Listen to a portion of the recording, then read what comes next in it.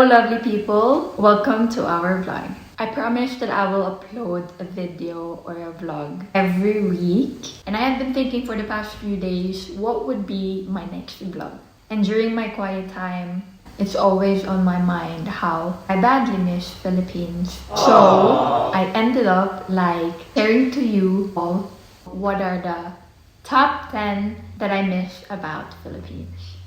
Let's do it! I'm very excited because I get to share to all of you the things that I love and the things that I miss about Philippines.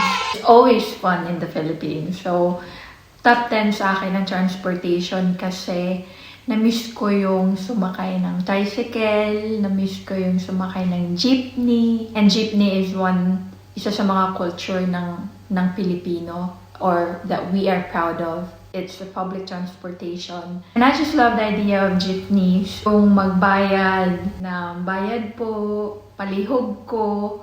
So those are the things that we say when we pay.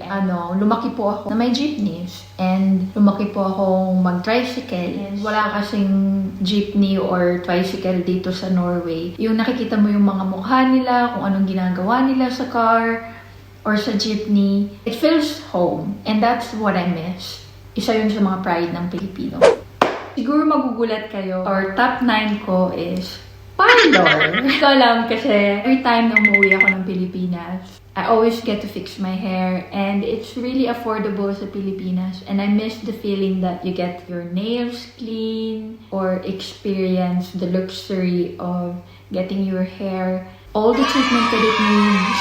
And it just feels good that not just your hair, but also your fingernails, your toes, and everything. Kaya kasali sa akin yung parlor. Kasi super mahal dito sa Norway. So yun din na-miss ko. Kaya top 9 yun. Sana all. Or top 8, yung affordable necessities. Why? Because kasi affordable. yung mga sachet na kagaya ng nabibili natin sa Pilipinas, walang sunsilk, walang cream silk. Oo, mabibili mo siya sa Asian store pero may patong na, mahal na. Kaya, mas gusto ko sa Pilipinas, yun yung namimiss ko, especially pag nasa mall na ako. I get to use a big cart, just buy all the necessities that I want. Like skincare, all the face product, like mga damit, mga sapatos, medyas, lahat na very affordable sa Pilipinas. Yun yung namimiss ko, yung mga gamit na affordable na wala dito sa Norway. Yakult, yung mga feeling ko, necessity sa akin pag nandun ako. Siyempre, di ba, napag-usapan na natin yung mga affordable necessities ko. Nakalimutan ko pala yung pants, yung Myra E, ano pa ba? Alcohol, yung maliliit na mga spray na alcohol. Meron naman dito sa Norway, pero mas gusto ko yun sa Philippines kasi mas maliit and mas handy siya. Those are the things that I miss na affordable, very affordable. Marami pa naman, pero yun lang yung na-mention ko. Number 7, syempre my favorite number, shopping malls. Yung mga shopping malls nila or shopping centers nila.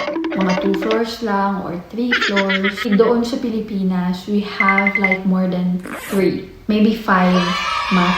I don't exactly know kung ilan na yung floors sa Pilipinas na, sa mga malls nila. Ang dami kasing choices, ang daming chances of winning. Alam mo yun?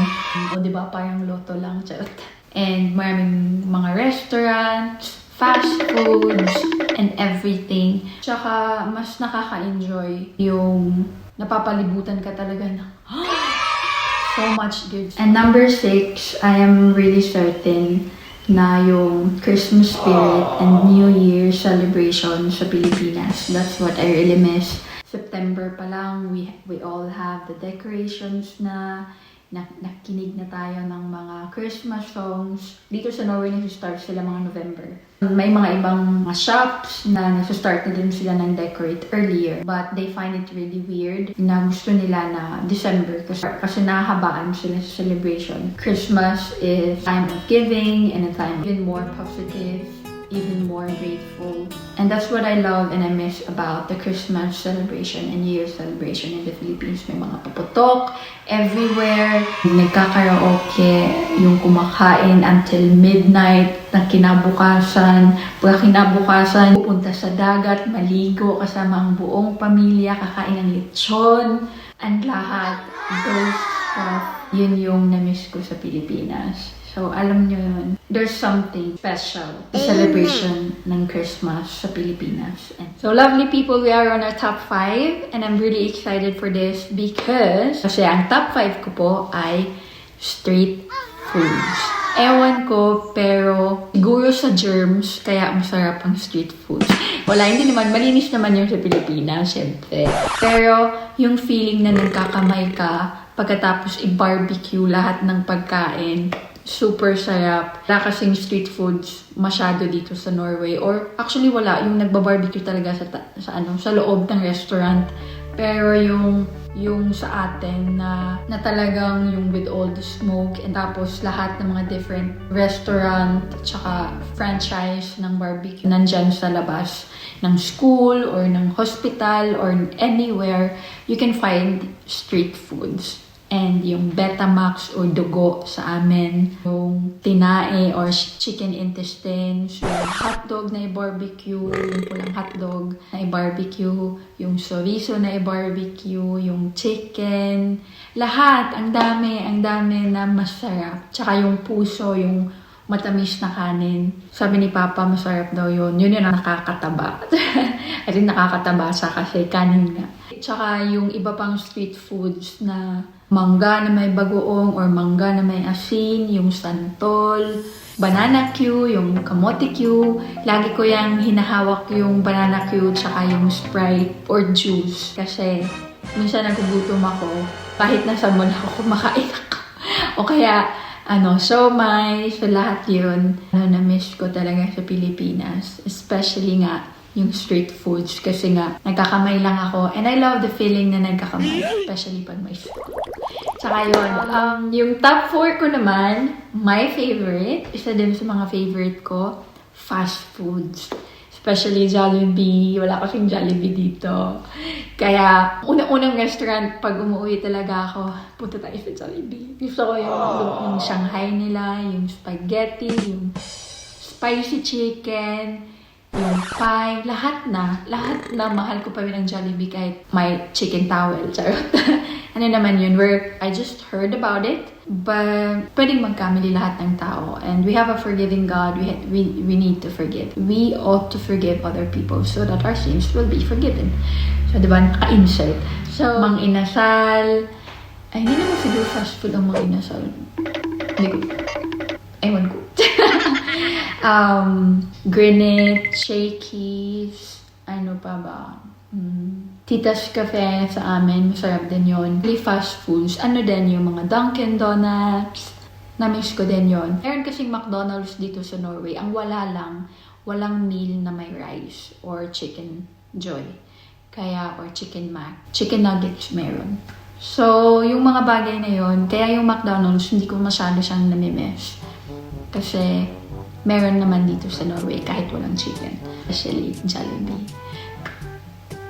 So, yun yung kinakain ko. Yun yung unang-unang restaurant na binabanggit ko pag nakaland na yung airplane sa Pilipinas. Punta tayo ng Jollibee.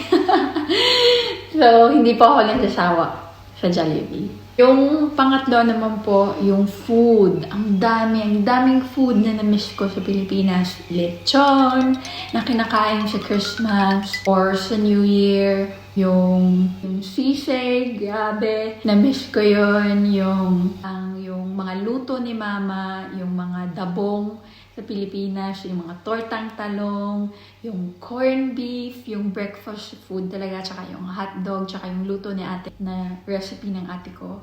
Super na-miss ko din yon. Tapos, na-miss ko din yung lahat, yung luto ni Mama, yung adobo, yung embutido, meron naman dito, yung mga dried fish, yung mga bulad na unlimited, saka yung beef loaf. Lahat kasi ang mahal kasi dito sa Norway, kaya hindi ko siya talaga nabibili. Or minsan lang talaga. Tapos yung patit canton na may itlog, saka yung corned beef, yung perfect Filipino breakfast. Na-miss ko talaga yun. Amen. Saka every food talaga, yung bangos na may maraming something sa loob, tapos magkamay, alam mo yun? Na-miss ko yun. So, nagutom tuloy ako. So, those are the stuff na ang dami kong na-miss sa Pilipinas. And then, yung number 2, especially, ako kasi nakatira ako sa isang village sa Butuan. Ano po yun? Kung nakapunta na po kayo sa Robinson's Mall, kaharap po nun, Nonan Village. Tapos, meron po din kaming Nonan's Farm, sa whole clan, na pangmamay-ari ng mga lola at lolo ko. So, na-miss ko po yung place mismo kasi nakakapag-bike po ako, nakakapaglakad po ako, kasama po yung mga pinsan ko. And I grew up with my aunties and uncles and my grandma and grandpas, my cousins. I will always love that. Will always keep coming back that place. Kasi dyan po ako lumaki. Diyan po ako nagka-peklat. So, yun. Na-miss ko siya. Kahit ngayon, every time I get home, we get to gather together, sing together, chit-chat together, hang out together, and stay up late until midnight or until tomorrow just talking, you know? Kasi nung nandun pa ako sa Pilipinas, tapos yung nag-brown out or black out, lahat kami ng mga pinsan lumalabas, tapos we get to watch the stars together, talked about everything, like what are your plans 5 years from now, what are your fears, what are your ambitions, and it's really nice kasi malalaki na sila. Ako lang yung hindi lumaki, yung height ko hindi lumaki. Pero yung respeto namin with each other, yung bonding namin with each other, nandun pa din. So I miss that. I miss the place and the people who's living in it. And syempre number 1 ay ang aking pamilya. Ang aking family. Amen. Kasi I grew up in a broken family, but I haven't shared this before, but I am not ashamed of that. It's not something that or encourage everyone. You know, moved on and let go, give it to God and under control or everything is fine. And syempre number 1 yung family ko. Of course, number 1 yung family ko kasi na-miss ko na si mama, tsaka si papa. Yung ma-embrace sila. Tapos ako kasi yung taong pag ini-embrace kita, gusto kong marinig yung tibok ng puso mo, especially sa parents ko. Yun yung nami-miss ko, yung parents ko, tsaka yung mga kapatid ko. They are my life. And one of the reasons why I keep going, why I do this, and why I'm striving to give us, the family, a better future. Appreciate and just comment down below po and write what are the things that you miss in the Philippines. So yun, those are the top 10 that I miss about the Philippines. Actually, it was not really detailed, but there's a lot of things to love and be in love in my country. And I'm really looking forward to fly back home and have a vacation there. And I want to spend more time with my family, with my friends. I make it a tradition to fly back home to the Philippines once a year kasi I always remind myself that money you can always earn, but not time. And the perfect and exact definition to express love is to spend time with the people that you love and the people that matters to you. Namiss ko din yung friends ko, hindi pala kasali sa top 10. Pero I miss you guys. Top 11 na lang, charot. You're included, syempre. Patawad ko kayo pala na sali sa top 10. But I miss you guys, especially my high school friends. Sila pala yung kasama ko pag kumakain ng mga street food sa Pilipinas. Kaya kasali na sila doon sa street food. Tapos, yung balot, syempre, diba? Kumakain tayo noon. Pero yung balot na maliit yung manok, hindi ko kaya yung malaking manok. Hindi ko kaya yung malaking manok. Pangnawa of chicken. Thank you po for watching and I hope you watch, like, and subscribe.